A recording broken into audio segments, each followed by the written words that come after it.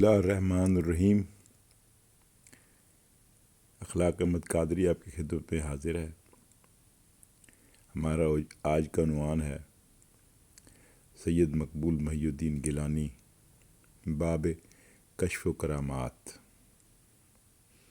آپ دوستوں سے درخواست ہے کہ میرے چینل کو سبسکرائب فرمائیں اور بیل آئیکن دبا دیں تاکہ یہ عنوان، یہ مضامین محبت آپ تک پہنچتے رہیں۔ پنہا ہے بات کون سی روشن ضمیر سے، میاں سرکار عصر حاضر کے اصفیاء میں سے ایک تھے، روشن ضمیر اصفیاء میں سے ایک تھے۔ آپ صاحب کشف و کرامات، عارف، ایک زود فہم انسان اور صاحب بصیرت تھے۔ آپ حقیقی معرفت الہی سے معمور اور صاف آئینہ دل کے مالک تھے۔ یاد رہے کہ روشن ضمیری یا دلوں کا حال جان لینا روحانی ترقی کا نقطہ کمال ہے، اور اللہ تعالیٰ نے اس نقطہ کمال پر آپ کو فائز فرمایا تھا۔ آپ اکثر اپنے ارادت مندوں کے دلوں کا حال جان لیتے تھے۔ ذیل میں کچھ واقعات بیان کیے جا رہے ہیں جن سے آپ کے روشن ضمیر ہونے کا اور صاحب کشف و کرامات ہونے کا پتہ چلتا ہے۔ بادلوں پر تصرف۔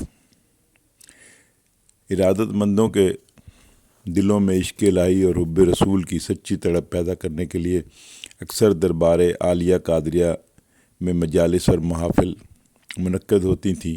ان محافل اور مجالس کی روح رواں میاں سرکار کی ذات اقدس ہی ہوتی تھی۔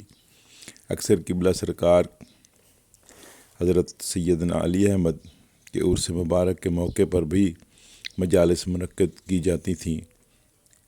کچھ دہائیوں پہلے تک عرس کے دوسرے دن رات گئے تک محفلیں منعقد ہوتی تھی اور مجلس نعت اور منقبت پیش منعقد کی جاتی تھی۔ اسی مجلس کے آخر میں کوئی مہمان خطیب اس مجلس سے خطاب کرتے تھے۔ ایک عرس کے موقع پر جب دوسری شب ملتان سے تعلق رکھنے والے علامہ فاروق سعیدی صاحب نے خطاب شروع کیا تو اچانک بارش شروع ہو گئی، اور بارش بھی اتنی شدید کہ لوگ پریشان ہو کر سمٹنے لگے۔ ایسے میں مولانا فاروق سعیدی نے میاں سرکار کی جانب اشارہ کرتے ہوئے فرمایا کہ سامعین، آپ کو پریشان ہونے کی کوئی ضرورت نہیں، کیونکہ ہمارے درمیان حضرت سیدنا غوث اعظم کے صاحبزادے تشریف فرما ہیں، ہمیں بھلا بارش کا کیا ڈر ہو سکتا ہے۔ مولانا کے یہ کہنے پر حافظ محمد اسلم صاحب بیان کرتے ہیں کہ سرکار نے کچھ دیر کے لیے آنکھیں بند فرمائیں اور مراقبہ فرمایا، اور پھر آسمان کی طرف دیکھا۔ بارش اچانک ٹھہر سی گئی اور بادلوں کی گرم جوشی مدھم پڑ گئی۔ حافظ محمد اسلم صاحب، جن کا تعلق ملتان سے ہے، بیان کرتے ہیں کہ عرس کے موقع پر لنگر خانے میں وہ خدمات انجام دیتے تھے۔ اگلی شب اسی وقت اتنی شدید بارش ہوئی کہ جل تھل ایک ہو گئے اور شہر کی سڑکوں پر کئی فٹ پانی کھڑا ہو گیا۔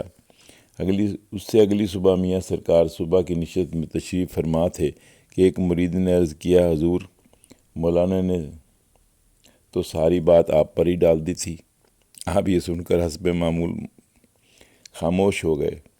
پھر تھوڑی دیر میں فرمایا کہ پرسوں رات کی کل رات کثر نکل گئی اور بارش خوب برسی۔ یہ اشارہ تھا کہ بارش تو اسی رات اتنی ہونا تھی کہ جل تھل ایک ہو جاتا، مگر اس بارش کو اگلے دن تک مؤخر کرنا آپ ہی کا کام تھا۔ بالفاظ دیگر میاں سرکار بادلوں پر بھی تصرف رکھتے تھے۔ رزلٹ کی آمد سے پہلے ڈاکٹر عبدالرشید مرزا صاحب بیان کرتے ہیں کہ میں نے MBBS فائنل کا امتحان دیا تھا اور اس کا رزلٹ آنے والا تھا۔ انہی دنوں میں میاں سرکار نے مجھے نئی شائع ہو کر آنے والی کتاب دربار قادریہ اپنے دستخط اور بمائے تاریخ اور میرے نام عبدالرشید مرزا لکھ کر عنایت فرمائی، اور امتحان کے رزلٹ کے بارے میں استفسار فرمایا۔ امراض چشم کے پرچے میں سوالات نصاب سے باہر دیے گئے تھے، اس لیے اکثر طلباء ان سوالات کے جوابات نہ دے سکے تھے، جس کی بنا پر میرے سمیت سب طلباء کو کامیابی کی بہت کم امید تھی۔ ایسے میں جب میں نے کہا کہ سرکار امراض چشم کے پرچے میں سوالات نصاب سے باہر دیے گئے تھے، اس لیے اکثر طلباء اس پہ مایوس ہیں، تو آپ نے کتاب واپس لے کر میرے نام کے ساتھ لفظ ڈاکٹر کا اضافہ فرما کر کتاب دوبارہ مجھے عنایت کر دی۔ چند روز کے بعد جب رزلٹ آیا تو اکثر طلباء فیل ہو چکے تھے، لیکن الحمدللہ میں کامیاب رہا اور سرکار کا اضافہ کردہ لفظ ڈاکٹر ہمیشہ کے لیے میرے نام کا لاحقہ بن گیا۔ یہ سرکار کا کشف تھا کہ آپ کو رزلٹ کا پہلے سے معلوم تھا اور میں امتحان پاس کرنے میں کامیاب ہو چکا ہوں۔ آپ نے پیش بینی کرتے ہوئے میرے نام کے ساتھ ڈاکٹر کا لفظ کے اضافہ فرما دیا تھا، اور یوں آپ کی عنایت سے میں آج بھی ڈاکٹر ہوں۔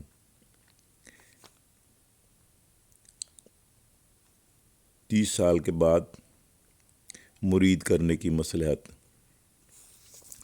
1963 کے بعد سے میاں سرکار جب بھی ملتان تشریف لے لاتے تھے تو آپ چوک بازار حسینہ گائی میں ایک ارادت مند عبد الرحمن کے بالا خانے پر قیام فرماتے تھے، اور یہ بڑی سرکار کے وقت سے چلا آ رہا تھا۔ آپ 1938 تک اسی بالا خانے پر قیام فرماتے رہے اور اپنے قیام کے آخری دن آپ عبد الرحمن اور ان کے گھر والوں کو شرف ملاقات بخشتے تھے۔ عبد الرحمن ایسے موقع پر کئی مرتبہ عرض کرتے کہ سرکار میرے اہل خانہ کو بیعت کر لیں، مگر سرکار انہیں یہ تسلی دے کر کہ ایسے بھی ٹھیک ہے، یعنی مرید ہونے کے بغیر بھی ٹھیک ہے، ٹال جاتے تھے۔ پھر 1988 میں سرکار کو گھٹنے میں تکلیف ہو گئی، جس کی وجہ سے آپ عبد الرحمن صاحب کے بالا خانے پر قیام نہ فرمانے لگے، اور خود عبد الرحمن صاحب بھی اندرون شہر سے باہر چوک منتقل ہو گئے۔ تاہم سرکار ان کے ہاں اکثر تشریف لے جاتے تھے۔ عبد الرحمن کے صاحبزادے لطف الرحمن بیان کرتے ہیں کہ 1992 میں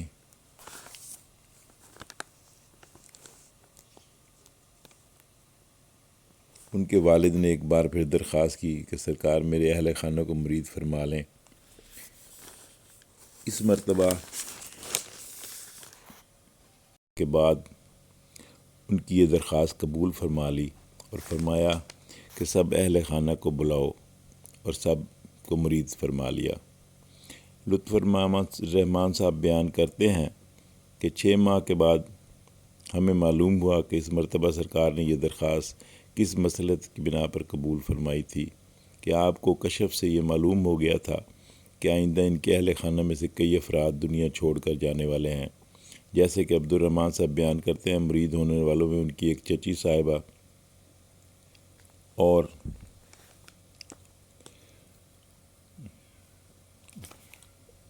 دوسری ایک خاتون تھی جو اگلے 6 ماہ میں انتقال کر گئیں۔ دلوں کا حال جان لیتے تھے آپ کے ایک ارادت مند شیخ محمد نعیم صاحب جو بلاک اے ڈیرہ غازی خان کے رہائشی ہیں، بیان کرتے ہیں کہ وہ ڈرائیونگ سیکھنا چاہتے تھے۔ اس سلسلے میں میاں سرکار کی خدمت میں حاضر ہوئے۔ وقت نماز عصر کا وقت تھا۔ میاں سرکار نے نماز کے بعد اپنی کرسی کا رخ موڑ کر شیخ نعیم سے مخاطب ہوتے ہوئے فرمایا کہ تم ڈرائیونگ سیکھ لو، بعد میں تمہارے کام آئے گی۔ شیخ نعیم کو یہ سن کر بہت حیرت ہوئی، کیونکہ ابھی وہ بات انہی کے دل میں ہی تھی اور سرکار کی خدمت میں انہوں نے کچھ عرض ہی نہیں کیا تھا۔ شیخ نعیم یہ سن کر پھولا نہ سمایا اور بغیر مانگے ہی مراد مل جانے پر سرکار کے کشف سے اس کے دل کی بات سرکار نے جان لی۔ اس نے عرض کیا کہ میرے پاس ڈرائیونگ سیکھنے اور لائسنس بنوانے کے لیے کچھ بھی نہیں، تو اگلے دن سرکار نے کچھ رقم عنایت فرمائی اور فرمایا کہ جاؤ اب ڈرائیونگ سیکھ لو۔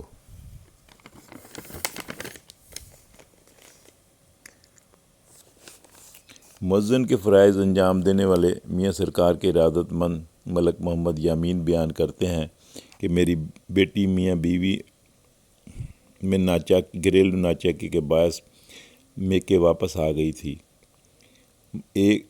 ایک دن ملک یامین صاحب کی اہلیہ نے ان سے گھر میں جھگڑا کیا اور کہنے لگیں کہ آپ یہ معاملہ میاں سرکار کی خدمت میں پیش کیوں نہیں کرتے۔ ملک یامین نے اپنی اہلیہ سے کہا کہ میاں حضور تو دلوں کا حال جانتے ہیں، انہیں سب کچھ معلوم ہے، میں کیا عرض کروں۔ یہ باتیں کرنے کے بعد یامین صاحب سیدھے دربار میں حاضر ہو گئے اور انہوں نے میاں صاحب کے میاں سرکار کی خدمت میں سلام عرض کیا۔ قسمت سے میاں صاحب اس وقت تنہا تشریف رکھتے تھے۔ آپ نے فرمایا یامین آؤ بیٹھ جاؤ۔ ابھی یامین صاحب کو کہتے ہیں کہ میں بیٹھا ہی تھا کہ میاں صاحب نے از خود فرمایا یامین بچی کا کیا معاملہ ہے، اللہ تعالیٰ سب بہتر کر دے گا۔ ملک یامین صاحب بیان کرتے ہیں کہ یہ معاملہ میرے اور میرے بیوی کے درمیان ہی تک محدود تھا اور ہمارے سوا کسی دوسرے کو اس کا علم نہیں تھا۔ یہ میاں سرکار کا کشف تھا کہ آپ دلوں کا حال جان لیتے تھے۔ آپ نے بغیر بتائے ہی پورا معاملہ جان لیا تھا اور ساتھ ہی بہتر ہو جانے کی بھی دعا فرما دی تھی۔ پھر ایسا ہی ہوا، یہ معاملہ میاں صاحب کی کرم نوازی سے بہتر ہو گیا اور میری بیٹی اپنے سسرال واپس چلی گئی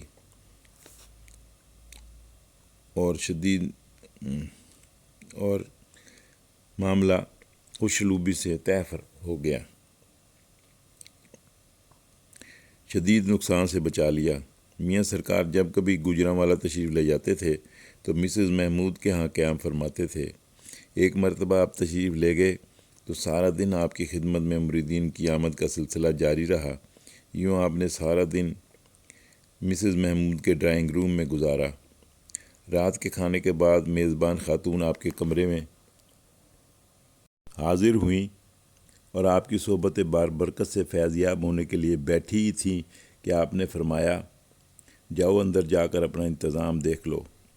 خاتون خانہ نے عرض کیا حضور میں سب کام نمٹا کر آئی ہوں، آپ تھوڑی دیر کے لیے اپنے قدموں میں بیٹھنے کی اجازت عطا فرمائیں۔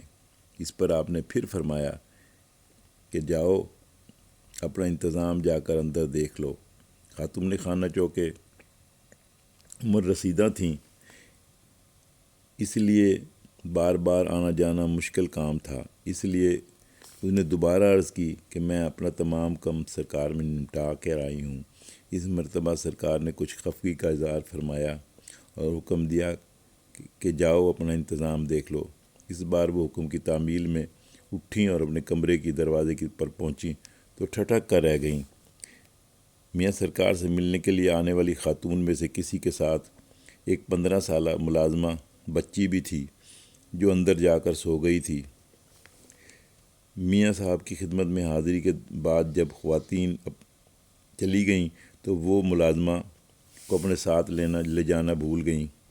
ادھر جب لڑکی بیدار ہوئی تو خاتون خانہ کے کمرے میں آ گئی جس میں بہت سی قیمتی اشیاء خاتون خانہ کے بیگ میں پڑی تھیں اور کچھ الماری میں، کیونکہ وہ کچھ الماری میں رکھنا بھول گئی تھی۔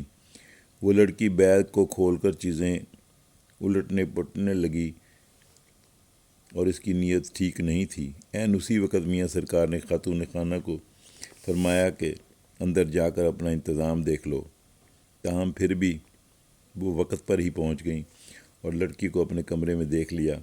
میاں صاحب کے حکم کی کہ جاؤ اپنا انتظام دیکھ لو، تب وہ اس مسئلت سے آگاہ ہوئیں، تاہم اس خاتون نے لڑکی سے کوئی پرخاش نہیں کیا اور اسے اپنے گھر بھجوا دیا اور خود میاں صاحب کی خدمت میں دوبارہ حاضر ہو کر دریافت کیا میاں سرکار آپ کو کیسے پتہ چلا؟ اس پر میاں سرکار نے فرمایا جب کوئی مرید ہو جاتا ہے تو مرشد اس کا ضامن ہو جاتا ہے۔ یوں صرف ایک جملے میں میاں سرکار نے مرید اور مرشد کے روحانی رشتے کی وضاحت فرما دی، مگر حقیقت یہ تھی کہ آپ جیسی روشن ضمیر شخصیت کا سے بھلا کوئی بات کیسے پنہا رہ سکتی تھی۔ بھٹکے ہوئے راہی کو منزل کا پتہ دینا۔ میاں سرکار ایک مرتبہ گجرانوالہ ہی میں اپنے کسی مرید کے ہاں قیام فرما تھے اور مریدین سے محو گفتگو تھے کہ اچانک میزبان سے مخاطب ہو کر فرمایا، باہر جا کر دیکھیں کوئی شخص راستہ بھول کر تو نہیں بھٹک رہا۔ جب وہ دیکھنے کے لیے باہر جانے لگے تو آپ نے فرمایا کہ ذرا پیر گوڈری تک دیکھ کر آنا۔ تھوڑی دیر کے بعد میزبان ایک بوڑھے خستہ حال شخص کو اپنے ہمراہ لے آیا جو مسلسل گریہ کناں تھا۔ ایسا معلوم ہوتا تھا وہ شخص کافی دیر سے گریہ زاری کر رہا تھا۔ میاں سرکار نے اس بھٹکے ہوئے معمر شخص کو اپنے قریب بٹھایا اور تسلی دی۔ کافی دیر کے بعد جب اس شخص کے اوسان بحال ہوئے تو اس نے عرض کیا کہ میں کل رات مجھے خواب میں بشارت دی گئی تھی کہ میں پیر گوڈری کے پاس حضور سیدنا غوث اعظم تشریف لائے ہوئے ہیں، جاؤں اور جا کر زیارت کر لوں۔ میں صبح سے سیٹلائٹ ہوا ہوں اور پیر گوڈری کے ارد گرد کے علاقے میں نے تقریباً ہر رہائشی سے اس بزرگ کی تشریف آوری کا معلوم کیا ہے، مگر مجھے ہر جگہ سے مایوسی ہوئی ہے۔ تھک ہار کر پیر گوڈری کی مزار پر بیٹھ کر آہوزاری کر رہا تھا کہ مجھے آپ کا پتہ چل گیا اور میں تھوڑی دیر میں یہاں آ کر بیٹھا ہوں۔ اب دوپہر ہونے کو آئی ہے مگر مجھے اس بزرگ ہستی کا کوئی پتہ نہیں چل سکا تھا۔ ایسے میں جب وہ شخص باہر گریہ زاری کر رہا تھا تو میاں سرکار نے اپنے میزبان کو بھیج کر اس بھٹکے ہوئے راہی کو لانے کے لیے بھیج دیا، جس کا حال آپ کو کشف سے معلوم ہو گیا تھا۔ آپ نے اسے بلا کر اس کی داد رسی فرمائی۔ وصال سے پہلے قاضی کلیم احمد صاحب جو سرکار کے ایک بہت قریبی مرید ہیں اور ڈیرہ غازی خاں کے رہائشی ہیں، وہ بیان کرتے ہیں کہ میاں سرکار وصال سے 2 روز قبل جمعرات 11 دسمبر کو میری اہلیہ میاں حضور کی خدمت میں حاضر ہوئیں اور ملتان جانے کی اجازت چاہی تاکہ وہاں کسی آرتھوپیڈک سرجن سے چیک اپ کروا سکیں۔ میاں سرکار نے بڑی توجہ کے ساتھ فرمایا جاؤ چیک اپ کروا لو، پھر فرمایا الوداع، اب ہماری ملاقات حشر کے روز ہوگی۔ آپ کی الفاظ سنتے ہی میری اہلیہ بے اختیار ہو کر رو پڑیں۔ اس پر میاں صاحب نے بڑے شفقت آمیز لہجے میں فرمایا کہ رونا نہیں، اب ہمارے چل چلاؤ کا وقت آ گیا ہے۔ آخر ہر کسی نے اس دنیا سے رخصت تو ہونا ہے۔ یہ سن کر میری اہلیہ پر ایک افسردگی طاری ہو گئی اور اس نے گھر واپس آ کر یہ ساری بات مجھے سنائی، جس سے مجھے محسوس ہوا کہ شاید ملتان سے واپسی پر میاں سرکار سے ملاقات نہ ہو سکے گی، اور ایسے ہی ہوا۔ ہم ہفتہ 13 دسمبر کی شام ملتان سے واپس پہنچے تو ابھی کچھ ہی دیر گزری تھی کہ میاں سرکار کے وصال فرمانے کی خبر آ گئی۔ جن کا سایہ ایک تجلی، جن کا نقش پا چراغ۔ میاں سرکار عصر حاضر میں مقام غوثیت پر فائز تھے۔ آپ کا باطن نور ازلی اور نور حق سے روشن تھا۔ آپ کو حق و باطل میں فرق صاف صاف نظر آتا تھا۔